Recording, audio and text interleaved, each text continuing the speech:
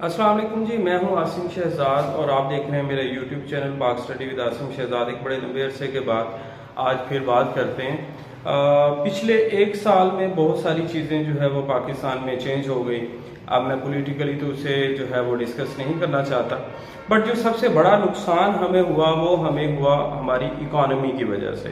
पाकिस्तान की जो इकॉनमी है वो इस वक्त अगर देखा जाए तो ना सिर्फ एशिया में बल्कि पूरी दुनिया में इस टाइम पे सबसे आप कह लें वर्स्ट पोजीशन के ऊपर है। तो इकॉनमी और स्ट्रेटेजिक लोकेशन, ये दो चीजें जो हैं वो आपस में इंटर रिलेटेड है। मैं आज आपको पाकिस्तान की जो स्ट्रेटेजिक लोकेशन है उसके बारे में बताऊंगा और फिर आपको बताऊंगा कि ये पॉलिटिकली जो है या इकोनॉमिकली जो है वो कितनी इंपॉर्टेंट है। आप ये देखिएगा, पाकिस्तान एक साउथ एशिया का एक इम्पॉर्टेंट कंट्री है। हमारे जो नेबर्स हैं उसमें ईस्ट में इंडिया है, साउथ वेस्ट में ईरान है, नॉर्थ में चाइना है और इसी तरह से जो हमारा नॉर्थ वेस्ट है वहां पर अफगानिस्तान है और साउथ में हमारा अरेबियन सी है। अब इन सारी चीजों के साथ एक जो हमें नेचुरली एक जो चीज बड़ी इंपॉर्टेंट मिली वो थैंक टू द गवर्नमेंट उस टाइम की जो 1970s की जो गवर्नमेंट्स थी या जो लोग थे जिन्होंने बहुत एफर्ट्स की। उनमें उन्होंने जो ग्वादर का एरिया खरीदा ओमान से और उसे पाकिस्तान का हिस्सा बनाया और आज वो ग्वादर पोर्ट जो है वो इस खिते के लिए पाकिस्तान के लिए गेम चेंजर साबित हो सकता है। लेकिन कैसे हमारे जो पॉलिटिकल आप कह लें जो इंस्टेबिलिटी है पाकिस्तान में वो ख़त्म नहीं हो रही, हमारे झगड़े ख़त्म नहीं हो रहे, तो हम इकॉनमी को किस तरह से लेके चलेंगे। आप देखें कि पाकिस्तान की पोजीशन कितनी इंपॉर्टेंट है कि सेंट्रल एशिया में और अफगानिस्तान के साथ कोई सी नहीं है, तो उनके पास सी की कोई एक्सेस नहीं है। मींस के उनके पास आप कह लें इंपोर्ट एंड एक्सपोर्ट के लिए उनका कोई जरिया नहीं है, तो वो दूसरे कंट्रीज के ऊपर डिपेंडेंट है। अफगानिस्तान जितनी भी चीजें मंगवाता है इंडिया से वो पाकिस्तान से गुजर के जाती हैं। अब आप अगर इसी तरह से आप देख लें कि हमारी लोकेशन को अगर हम ग्वादर और चाइना के लिहाज से देखें तो ग्वादर पोर्ट के अंदर जो भी चीजें हैं वो अगर हम उसे पूरी दुनिया के अंदर आगे भेजना चाहें तब भी वो पूरे पाकिस्तान से बाय रोड गुजरती हैं।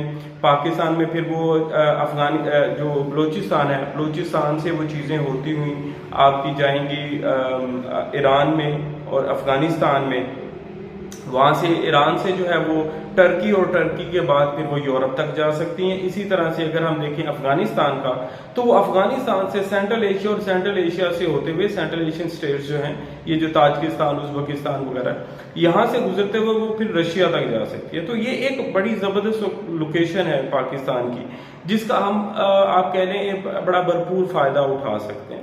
लेकिन हमारे अब आप ये देखेंगे हम कहाँ पे खड़े कहाँ पर है। अप्रैल 2022 में पाकिस्तान के जो रिजर्व्स थे वो 16 बिलियन डॉलर्स थे, जो कि वो भी कोई इतने अच्छे नहीं थे। अभी अगर आप देखें तो Bangladesh more than 60 billion dollar, India 600 billion dollars, ठीक है, सऊदी अरेबिया 1000 बिलियन डॉलर्स। तो ये बड़ी बड़ी इकोनॉमीज है। आप इंडिया की अगर आप देखें तो इंडिया दुनिया की 5वीं बड़ी इकोनॉमी है, 5th लार्जेस्ट इकोनॉमीज के अंदर इंडिया शामिल है और हमारे पास कितनी है 3 billion dollar, 3 to 4 billion dollar है जितनी। और ये मैं आपको बताऊं हमारा ये अभी बजट पेश हुआ पाकिस्तान का जो टोटल बजट है वो 14,000 अरब रुपए है। कितना है तो 14,000 अरब रुपए से ज्यादा दुनिया की बड़ी बड़ी कंपनीज का बजट होता है। पूरे पाकिस्तान का बजट एक तरफ और दुनिया की बड़ी बड़ी जो टेक कंपनीज हैं, टेक्नोलॉजी में काम करने वाली कंपनीज, उनका बजट हमसे अब 100% से ज्यादा होता है जितना हमारे पूरे मुल्क का बजट है। और बजट से भी ये देख लें कि 14,000 का बजट है जिसमें हमारे पास सिर्फ कोई 6,900 आप कह लें इतने अरब रुपए हैं, बाकी वो भी हमारे पास नहीं है। वो कहाँ से आने वो भी एक सोचने की बात है। तो हमारी इकोनॉमी कहाँ खड़ी हुई है और हमारे साथ खित्ते के अंदर जो बाकी कंट्रीज हैं उनकी इकोनॉमीज कहाँ है। तो हमारी मैं स्ट्रेटेजिक लोकेशन की बात कर रहा था। अब स्ट्रेटेजिक लोकेशन को हम कैसे कैच करवा सकते हैं जब हमारी इकोनॉमी किसी साइड पे लगेगी, इकोनॉमी ग्रो करेगी, उसका कोई मुल्क को फायदा पहुंचेगा, इंपोर्ट एंड एक्सपोर्ट होगी, ओपनली ट्रेड स्टार्ट होगी। अब सबसे बड़ी जो पाकिस्तान के रास्ते में जो रुकावट है, इकोनॉमी की डेवलपमेंट के रास्ते में जो रुकावट है, वो पॉलिटिकल इंस्टेबिलिटी है। जब तक हमारे इलेक्टेड लोग रूल नहीं करेंगे ना, उस वक्त तक हमारी इकोनॉमी स्टेबल नहीं हो सकती। जब हम अपने इनफरादी और इदारों के जो बेनिफिट्स हैं उनसे निकलकर मुल्क के बेनिफिट्स के ऊपर आएंगे तो चीज़ें ठीक होंगी, जो कि पिछले 75 साल से तो नहीं हुई। आई डोंट नो कि आगे ये कैसे होंगी या हो सकती हैं। पाकिस्तान हमेशा जो है ना, वो एक जियो पॉलिटिक्स की बात होती थी पाकिस्तान के अंदर। ये जो न्याजी रजीम गुजरा है, पीटीआई का जो एक टर्म गुजरी है, जो आल दो के जो इतनी ज़्यादा टाइम नहीं था उनके पास, 3.5 ईयर्स था, तो उसके अंदर उन्होंने जियो पॉलिटिक्स को चेंज कर दिया आपकी जियो इकोनॉमिक्स के साथ। अब वो एक कोशिश की है, आल दो के 75 ईयर्स की जो चीज़ें हैं वो 3 साल में तो ठीक नहीं होती, लेकिन ये एक बड़ा अच्छा स्टेप था। इसके अंदर हम देखें कि हम बड़े अरसे से हमारा रशिया के साथ कोई डीलिंग नहीं थी, वो स्टार्ट हुई। आल दो के अभी रशिया से कुछ ऑयल जो है वो ऑयल की पहली शिपमेंट आई है, जिसका पाकिस्तान को अभी कोई इतना ज़्यादा बेनिफिट नहीं होगा। ज़्यादा बेनिफिट क्यों नहीं होगा, उसकी भी कुछ रीजंस हैं। उसकी रीज़न ये है कि जब भी मैं आपको यहाँ पर एक बात समझा दूँ कि हम दुनिया के किसी भी मुल्क से जब ऑयल ख़रीदते हैं तो वो जो हमारा ऑयल होता है ना, क्रूड ऑयल होता है, मतलब कि उसको यहाँ पर आके रिफाइनरीज के अंदर आप कह लें कि रिफाइन किया जाता है, फिर उसके अंदर से डीजल भी निकलता है, उसमें से पेट्रोल निकलता है और उसके अंदर से फर्नेस ऑयल निकलता है। ये 3 चीज़ें होती हैं। अच्छा, अब जो बाकी ममालिक से हम लेते हैं ना क्रूड ऑयल, उनमें से आप अगर हम परसेंटेज देखें तो वो कहते हैं कि 70% तक पेट्रोल निकल आता है, बाकी का 30% जो है वो हमारा फर्नेस ऑयल होता है। अच्छा, अब फर्नेस ऑयल का भी पाकिस्तान को बेनिफिट तो था, क्योंकि हम यहाँ पर पाकिस्तान के अंदर जो है वो हम यूज़ कर रहे हैं, जो पावर जनरेशन है वो हमारी फर्नेस ऑयल से होती है। लेकिन पिछले कुछ सालों से वो क्योंकि बहुत महंगी थी तो वो हमारे प्रोजेक्ट बंद पड़े हुए हैं। रशिया से जो ऑयल आएगा, according to the some researchers, Russia का जो ऑयल है, क्रूड ऑयल जब हम खरीदेंगे तो उसमें से 40% तक फर्नेस ऑयल निकलेगा। तो मुझे ये बताएं कि प्राइसेस फिर कहाँ कम होंगी जब उस फर्नेस ऑयल को हम यूज़ भी नहीं कर सकते। आई डोंट नो कि ये इनकी क्या पॉलिसी है या आगे जाकर क्या होगा। तो मैं अपनी जो बात है वो आपको जो मेन बात है उसके ऊपर ही आ रहा हूँ कि जो लोकेशन है, स्ट्रेटजिक लोकेशन है, उसको हमने इकोनॉमी की बेहतरी के लिए यूज़ करना है, जो कि हम इकोनॉमिक और पॉलिटिकल इंस्टेबिलिटी की वजह से नहीं कर पा रहे। अच्छा, एक और मैं एक बात करना चाहता हूँ। मैंने कुछ प्रोग्राम सुने, उनमें उन्होंने कहा कि जो पाकिस्तान में आज से कोई 1.5 साल पहले जो इकोनॉमिक ग्रोथ थी, ये जीडीपी की जो ग्रोथ है वो 6% थी। तो कुछ लोग कहते हैं कि वो जो 6% ग्रोथ थी that is due to the date, जो भी हम लोन्स वगैरह ले रहे थे उनकी वजह से शो हो रही थी। तो आज क्यों नहीं शो हो सकती? देखें, मुल्क तो वही है ना, पाकिस्तान भी वही है, लेकिन जो इदारे, इंटरनेशनल जो इंस्टीट्यूशंस हैं, ये जो कंट्रीज हैं, वो लोगों को देखते हैं जो लोग उनके साथ डील कर रहे हैं, क्या वो लोग अपने मुल्क के साथ सिंसियर हैं।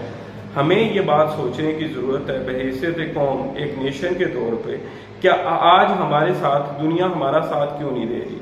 पाकिस्तान क्यों डिफ़ॉल्ट होने के करीब खड़ा हुआ है? एक बेहतरीन लोकेशन होने के बावजूद, एक बेहतरीन नेशन होने के बावजूद, तमाम रिसोर्सेज पानी वाफर मिकदार में है पाकिस्तान में, हमारी लैंड बहुत फर्टाइल है, हमारे लोग बहुत मेहनती हैं, लेकिन उसके बावजूद क्या हो रहा है पाकिस्तान के अंदर आपके सामने है। कहा गया कि 450 अरब रुपए हम बेनजीर इनकम सपोर्ट प्रोग्राम के लिए रखेंगे, गरीबों की मदद के लिए। यार, क्या 450 अरब रुपए में 40 से 50 फैक्ट्रीज नहीं लग सकती?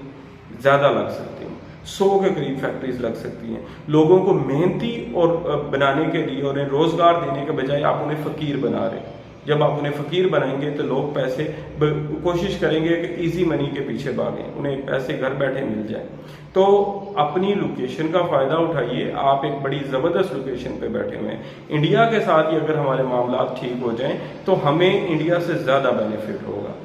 फ्रांस और इंग्लैंड ने वो जो एक डार्क एजेस थी ना, अगर आपने किसी ने हिस्ट्री पढ़ी हो तो आपको पता हो कि 8 सेंचुरी से लेकर ना तो 12th या 13th सेंचुरी तक ये 400-500 साल जो थे यूरोप के बहुत बुरे थे, एक दूसरे को मार रहे थे, खूनरेजी बेतहाशा हुई है वहाँ पे। सबसे ज्यादा जो एक दूसरे को मारा है ना वो फ्रांस और इंग्लैंड ने मारा है। एक दूसरे के सख्त दुश्मन थे, 100 साल तक जंगें लड़ी हैं इन लोगों ने। आज इन दोनों के दरमियान ट्रेड जो है वो फ्री है। लोग सबसे ज्यादा बेनिफिट उठा रहे हैं फ्री ट्रेड का यूरोप के अंदर। और क्या हम अपनी जो है वो चीज़ों को सेटल नहीं कर सकते? आज तक हमसे सिर्फ कश्मीर का डिस्प्यूट ही नहीं सेटल हुआ, और बहुत सारे लोग जानते हैं कि वो क्यों नहीं सेटल हो रहा। ठीक है जी, अब इसके ऊपर भी बात ऐसे ओपनली नहीं हो सकती, लेकिन फिर वही बात आ जाती है कि जब आप अपनी ज़ात के बारे में सोचते हैं, मुल्क का नहीं सोचते, तो फिर चीज़ें ऐसे ही रहती हैं। हमें अपनी स्ट्रेटेजिक लोकेशन का फ़ायदा उठाना है। हमें चाइना के साथ, इंडिया के साथ, अफगानिस्तान के साथ, ईरान के साथ, देखिए ईरान अब जो है वो एक बहुत बड़ी जो सैंक्शंस हैं उनके अंडर है, उनके ऊपर पाबंदियाँ लगी हुई हैं। अगर हम उनसे स्मगल हुआ ऑयल लेके, स्मगल करते हैं, बहुत सारी वीडियोज़ आपको मिल जाएंगी, ईरान से ऑयल स्मगल होता है और वो सारा लोग बेच रहे, ताकतवर लोग जो हैं वो स्मगल करते हैं और वो बेचते भी हैं उसे। वही ऑयल अगर ओपनली ईरान से लिया जाए, कोई आपको गोली नहीं मारेगा। आपको अमेरिका आपके अगेंस्ट था कि रशिया से ऑयल ना लो, ले लिया ना, कोई किसी ने आटम बम गिराया पाकिस्तान के ऊपर, कुछ भी नहीं हुआ। इसी तरह से अगर हमें थोड़ी सी हिम्मत करने की जरूरत है, हमें ईरान के साथ अपने मामला ठीक कर दिया, वहां पर बहुत ज्यादा ऑयल है, हमें गैस मिल सकती है जो कि हमारे पास पाकिस्तान में मौजूद ही नहीं है। गैस, ऑयल, डीजल, ये सारी चीज़ें ईरान से हम खरीद सकते हैं और बहुत सस्ती खरीद सकते हैं। लेकिन सिर्फ और सिर्फ हमें एक हिम्मत वाला, जुर्रत वाला लीडर चाहिए जो कि हमारे दरमियान मौजूद है, जिसको हम सपोर्ट नहीं कर रहे। मतलब बहुत सारे लोग तो सपोर्ट करते हैं, लेकिन जिनको सपोर्ट करना चाहिए उसे वो नहीं कर रहे। मेरी दुआ है कि लोगों को ये बात समझ आ जाए और वो पाकिस्तान में और पाकिस्तान के लोगों की हाल के ऊपर कुछ रहम करें। सी यू इंशाल्लाह नेक्स्ट टाइम, नेक्स्ट वीडियो में आपसे मुलाकात होगी। Thank you so much for watching. अल्लाह हाफिज़।